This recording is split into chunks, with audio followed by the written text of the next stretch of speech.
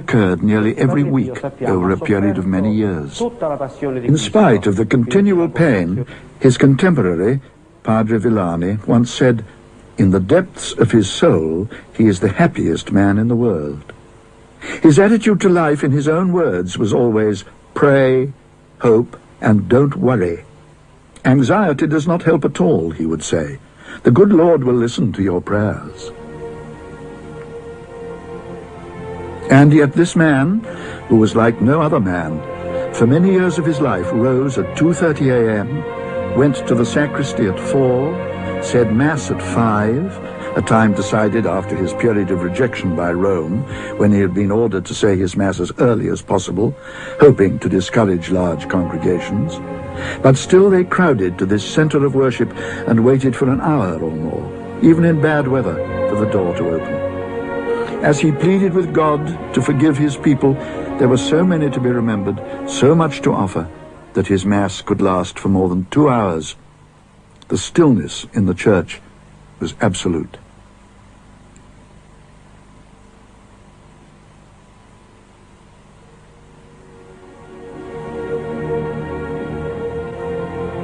As he reenacted the Passion and Death of Christ, Padre Pio became a man of sorrows, offering himself with Jesus for the salvation of the world.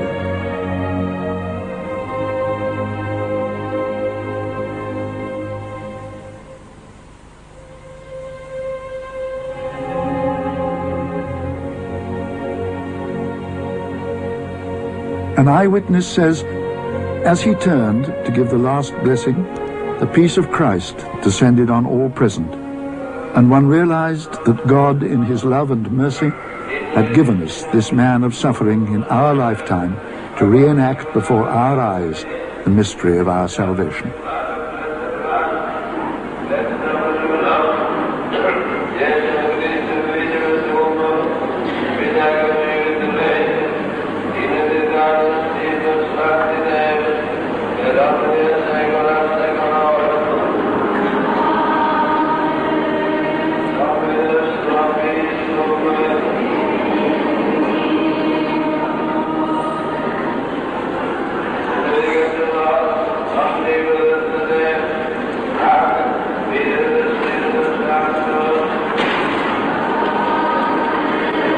It seems that because he offered to suffer like Christ before him to save souls, Padre Pio was granted what are known collectively as the gifts of the Spirit: bilocation, discernment, prophecy, conversion, healing, perfume, and language. Father Joseph Pius came to the friary many years ago as an American tourist to see Padre Pio. He stayed to become a Franciscan friar. He actually understood languages he never knew.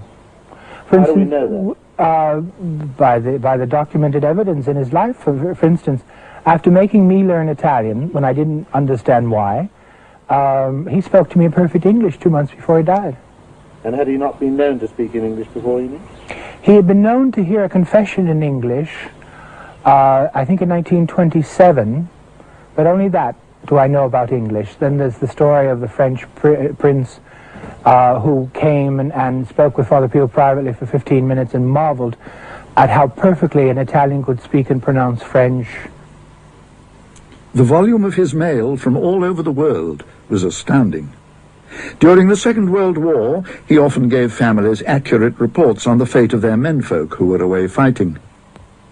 Many of his statements turned out to be prophetic. Father Peter Villani was brought up near San Giovanni, and his mother was a great admirer of Padre Pio. His father had emigrated to America to find work. My mother, as usual, used to ask Padre Pio of everything she had to do. So even that time she went, and after her confession she said, "Father, my son is asking me to go and see him. Can I go? What do you think?" Oh, Padre Pio said, "Oh no, you can't. Why I can't, said my mother, why I can't? Because she's thought something had happened to me. So why I can't I see my son? Oh, well, you know, said Padre Pio, your husband is dying. My mother had a shock because she said the letters she received from the States was very good. Good health, good job, normal. So because Padre Pio said no, she didn't come. And in fact, the day when she was due to come and see me, she received a telegram from the state to say, yesterday your husband died from a mine coal accident. Some of the most extraordinary stories are about his bilocation, that is, his apparent ability to be in two places at once, on occasion even to hold up the passage of time. Father Villani and his mother would frequently walk 12 kilometers to San Giovanni from their village to attend Padre Pio's Mass. One day, after Mass, while Padre Pio was taking off his vestments, a friar told her that the friary had no bread. So she went all the way back to San Marco on foot. Collected the big loaf of bread, about 6-7 kilos, and put it on her head like our women did when carrying things, and back to San Giovanni to find Padre Pio in the middle of getting off his Mass vestments. So, by an extension of the power of bilocation, his mother travelled all that distance in less time than Padre Pio needed to take off his vestments. After he received the stigmata, he never left San Giovanni Rotondo. Yet there is an army of witnesses to swear that they saw him in many different parts of the world. And since his death, people are still unexpectedly finding themselves in his presence. Padre Pio's appearances of this kind are usually to people in need. Peter Barrett, in the army at the end of the war, found himself in San Giovanni and went to confession to Padre Pio and subsequently served his Mass. Not long ago, in Greenwich Hospital, meeting the parents of a badly injured boy, he gave them a picture of Padre Pio and the message, "Pray, hope, and don't worry." 2 weeks later, he met the parents of the injured boy, and they told him that their son was being discharged, fit and well. The mother, very grateful, said, She said, I wonder, she said, could you give that priest, she said, our sincere thanks that was with you. And I didn't want to embarrass her to say which priest, but I knew for a fact that I was on my own there. And she said, he was very like, she said, the priest on the picture that you showed me, she said. But she said, would you please give him our sincere thanks? The priest she saw was, of course, Padre Pio. Margaret Neal recently had this experience in San Giovanni.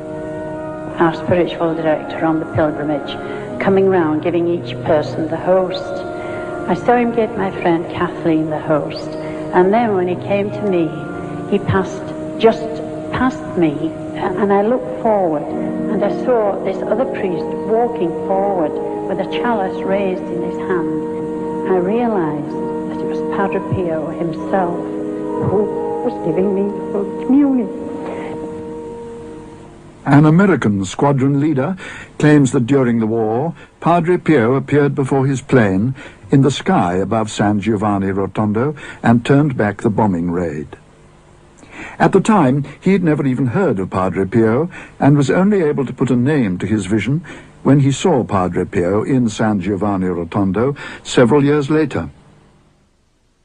Padre Pio was also reported to have been seen in St. Peter's Basilica in Rome on more than one occasion, and to have visited the dying Vicar General of the Diocese of Salto.